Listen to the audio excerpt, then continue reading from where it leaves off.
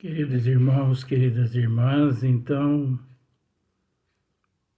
esse vídeo de número 202, capítulo 15, a Gênese, vocação de Pedro, André, Tiago, João e Mateus. Então, é uma sequência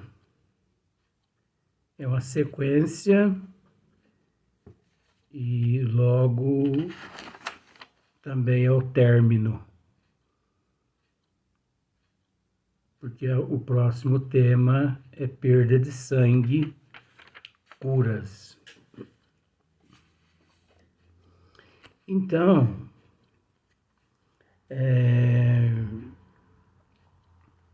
em muitos passos do Evangelho, Kardec dizendo, se lê, mas Jesus, conhecendo-lhes os pensamentos, lhes diz, ora, como poderia ele conhecer os pensamentos dos seus interlocutores, senão pelas irradiações fluídicas desses pensamentos e, ao mesmo tempo, pela vista espiritual que lhe permitia ler-lhes no foro íntimo? Então, veja bem, nós vamos voltar aqui umas duas linhas. O mesmo se deu quando, por ocasião da ceia, ele anunciou que um dos 12 o trairia e o apontou, dizendo ser aquele que punha a mão no prato, e deu-se também quando predisse que Pedro o negaria. Aí logo em seguida, Kardec tece esse comentário. Por que será que Jesus, de antemão, ele conseguia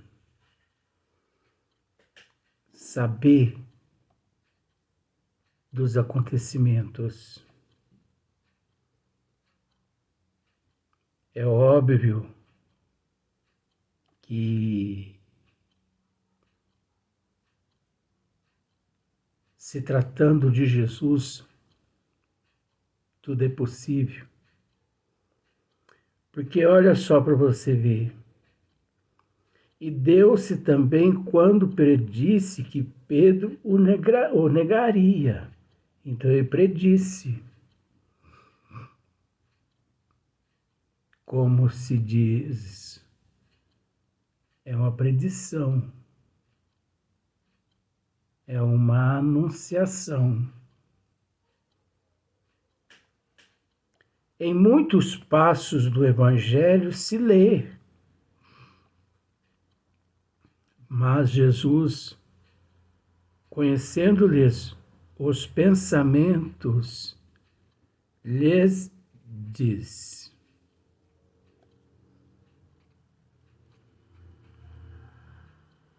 Né? Então, Jesus, conhecendo o pensamento de todos os apóstolos e de todos aqueles que encontravam-se à sua volta, é óbvio que ele, por dominar todos os elementos, sem dificuldade nenhuma, ele conhecia o foro íntimo das intenções, dos desejos, dos sentimentos de cada ser ali à sua volta, como também da humanidade toda. Isso não é milagre. Isso não é sobrenatural. Nós vamos, com isso, considerar Jesus um sobrenatural, um milagroso, um maravilhoso, um miraculoso? De forma nenhuma. É um processo natural. É um fenômeno natural que nele, é óbvio, sobressaía passado e sobressai presente devido à sua evolução. Então ele sabia que Judas o trairia. Ele sabia que Pedro o trairia, o negaria. Porque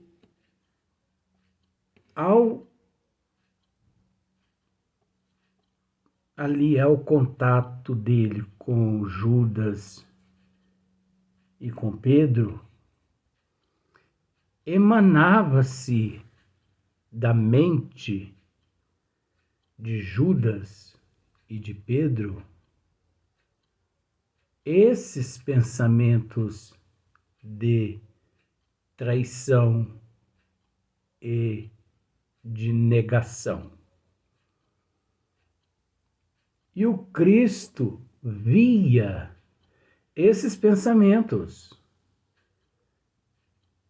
porque nós ignoramos que o pensamento, ele tem forma.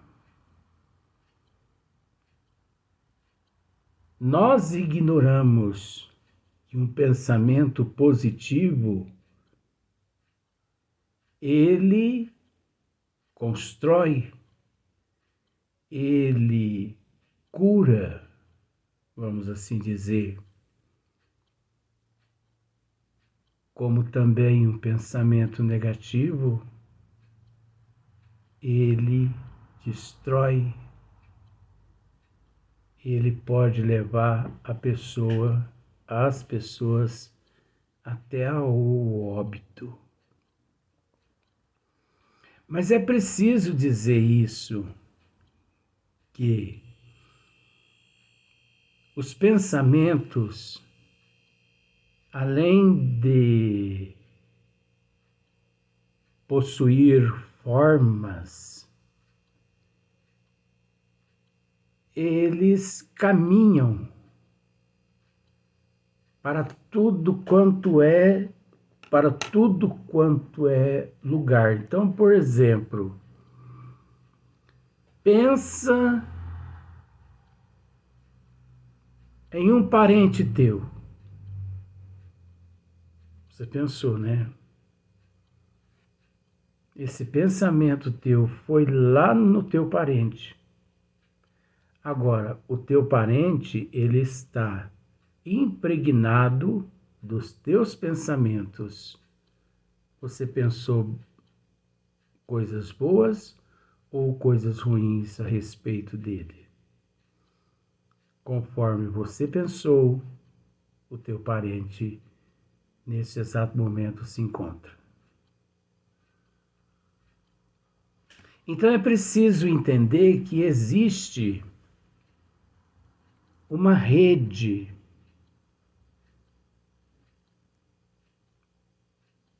invisível de fios que simbolizam pensamentos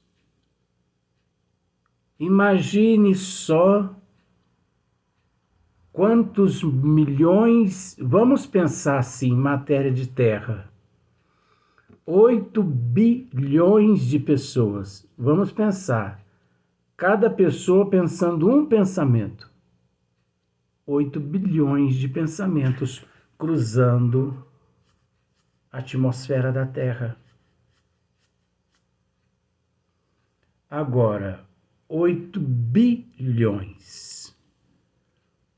Quanto por cento desse 8 bilhões é positivo e quanto é negativo? Agora, é natural que não pensemos ou não pensamos apenas um. Nós não temos só um pensamento. A pessoa está em casa, às vezes a pessoa está pensando no trabalho, a pessoa está pensando num amigo que está doente, a pessoa está pensando... você entendeu? O nosso pensamento não para. E isso é tão real que a ciência neurológica, a neurologia, ela conseguiu constatar que o pensamento, ele queima energias. Só que essa queima de energias causa estresse, causa mau humor, causa angústia, melancolia, ansiedade. Por esses fatores todos que se desencadeiam, há uma grande predisposição à depressão. Porque quando você pensa em uma pessoa, não só vai até ela o pensamento teu, como também se cria um condutor, vamos dizer assim, um túnel, vamos pensar, uma linha que liga você àquela pessoa. Então, ó, aqui é você, aqui é a pessoa, aqui é você. Então você pensa na pessoa, vai até a pessoa. Então você observa que isso aqui é um túnel que liga você à pessoa. Tudo que essa pessoa está sentindo passa por esse condutor e chega até você. Por isso é normal, isso acontece, você pensar em alguém e daí a pouco lhe vem aquele mal-estar, aquela angústia, aquele aperto no peito, aquela ansiedade. Você entra naquele estado melancólico, deprimido. Mas é porque você captou daquela pessoa através do pensamento. Formou-se uma ponte entre você e a pessoa. E tudo no bom sentido. Boa parte daquelas energias negativas é transferida por esse condutor chegando até você. Quando você pensa na pessoa e ora pela pessoa, o pensamento ele vai imantado de eflúvios positivos, divinos, até a pessoa. Esses eflúvios, com todo respeito ao termo, livra você de receber cargas negativas que encontra-se lá com aquela pessoa. Porque a oração fortalece aquele que ora com fervor, com amor, com fé. A oração é um antídoto. Então fortalece o teu organismo perispiritual e também físico, de forma que aquele antídoto que você lançou naquela pessoa, através do teu pensamento, não permite que o negativismo da pessoa chegue até você. Mas nós podemos dizer, no mundo de provas e de expiações, no mundo de provas e de expiações, eu não vou nem tratar dessa questão ação e reação, porque essa questão ação e reação não tem nada a ver como muitas pessoas tratam aí, não. Eu acredito que se um dia me for dada a oportunidade de tratar desse tema, ação e reação, olha, nós vamos, assim, gravar uns 1000 vídeos só a respeito dessa questão, desse tema. Então, é preciso entender que no mundo de provas e expiações, não vamos tratar de ação e reação, não. Provas e expiações. Só pelo fato de provas e expiações, 99% dos seres que se encontram aqui na Terra somos endividados. Não somos perfeitos. Vamos dizer assim, com todo respeito ao termo, somos aquela laranja, né? Ainda bichada. Somos aquela batata bichada. Você sabe o que quer dizer isso, né? Tem uma saca de laranja e ali no meio tem uma laranja bichada. Essa laranja bichada sou eu. Tem uma saca de batata. Tem uma batata ali no meio bichada. Essa batata sou eu. Então, todos nós somos imperfeitos. Todos nós somos detentores de sentimentos, de necessidades condizentes ao lado primitivo, ao ego, ao egocentrismo principalmente, ao orgulho, o egoísmo, a inveja, o ciúme, a cobiça.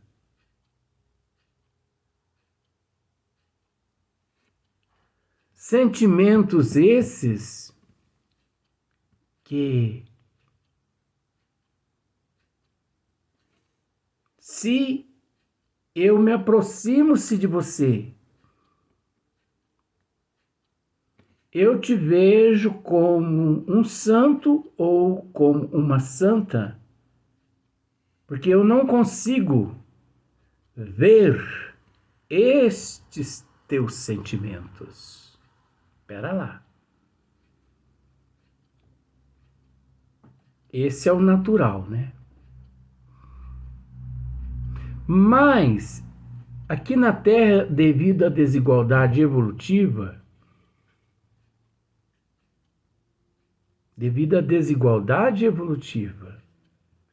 existe aqueles médiums naturais. O que são médios naturais? Ou médium natural? O que são eles? Aqueles que não têm conhecimento do espiritismo, que não são espíritas, são católicos, budistas, islamistas, evangélicos, são tudo menos espírita. Se você os consulta, os interroga, você tem conhecimento do espiritismo? Não. Respeito, mas não tenho. Mas a pessoa tem uma sensibilidade tão grande. Olha só para você ver. Ele tem uma sensibilidade à flor da pele. Ele olha em você e ele consegue, eu vou usar esse termo, ele consegue adivinhar tudo que você está pensando.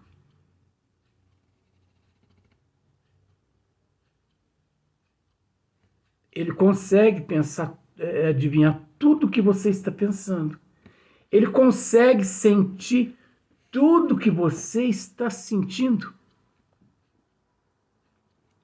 E para você ver, é uma faculdade que ele possui, estudado pelo Espiritismo, só que ele não é espírita e não precisa ser espírita também para poder ser detentor dessas faculdades. Não precisa, porque isso não é privilégio dos espíritas. Vidência, audição, psicofonia e todos esses dons, audição, enfim, inspiração, intuição, mecânico, semimecânico, isso não é privilégio do espírita.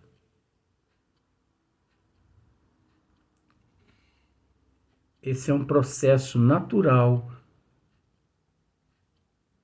na evolução do ser que se encontra neste nível evolutivo.